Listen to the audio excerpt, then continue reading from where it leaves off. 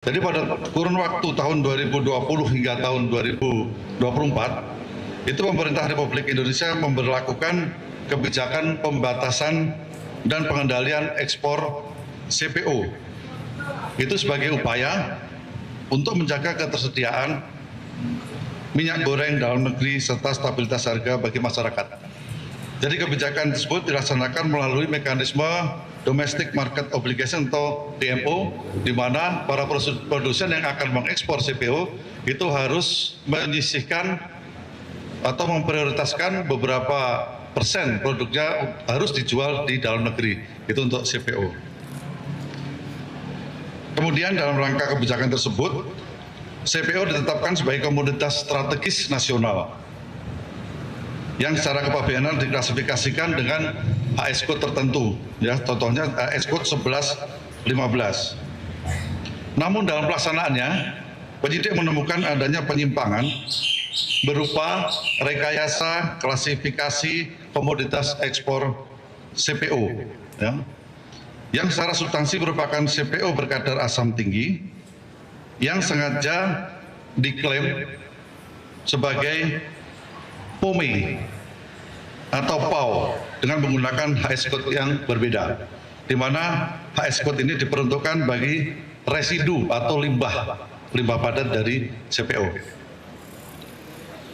Rekayasa klasifikasi tersebut itu tujuannya adalah untuk menghindari pengendalian ekspor CPO, sehingga komoditas yang hakikatnya merupakan CPO dapat diekspor seolah-olah bukan CPO dan terbebas atau diringankan dari kewajiban yang ditetapkan oleh negara.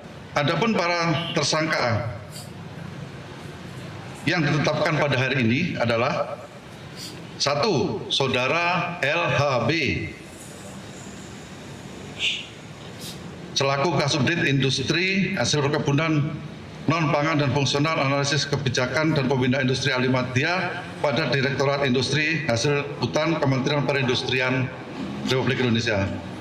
2. Saudara FJR selaku Direktur Teknis Kepabeanan pada Ditjen Bea Cukai. Kemudian Saudara MZ selaku Kepala Seksi Penyuluhan dan Layanan Informasi KPPJ Pekanbaru. Kemudian itu 3 itu untuk penyelenggara negara. Kemudian untuk swastanya itu ada 8. Yang pertama adalah ES selaku Direktur PT SMP, PT SMA, dan PT SMS. Kemudian Saudara ERW selaku Direktur PT BMM. Kemudian Saudara FLX selaku Direktur Utama PT AP dan Head Commerce PT AP. Kemudian Saudara RND selaku Direktur PT TAJ. Kemudian Saudara TNY selaku Direktur PT TEO, dan Saudara VNR selaku Kepala Kantor Wilayah DJJB Bali, NTB, dan NTT yang sekarang ini. Kemudian RBN selaku Direktur PT CKK, dan Saudara YSR selaku Dirut PT MAS dan Komisaris PTSB. Modus berikutnya adalah meloloskan ekspor CPO dengan menggunakan klasifikasi yang tidak sesuai, dengan tujuan untuk menghindari pembatasan dan pelarangan ekspor CPO, menghindari DMO, serta mengurangi kewajiban pembayaran bea keluar dan pungutan sawit yang seharusnya dipenuhi kepada negara, sehingga pungutannya menjadi jauh lebih rendah. Serta adanya kickback atau pemberian imbalan pada oknum pejabat negara yang dilakukan untuk meluluskan proses administrasi dan pengawasan ekspor tersebut. Bahwa untuk kerugian keuangan negara dalam perkara ini itu masih dalam proses penghitungan oleh tim auditor.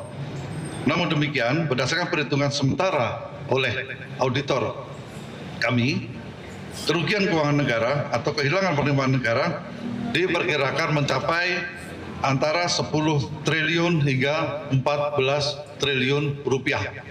Itu baru kerugian keuangan negara dan belum merupakan potensi kerugian perekonomian negara yang sedang dihitung juga.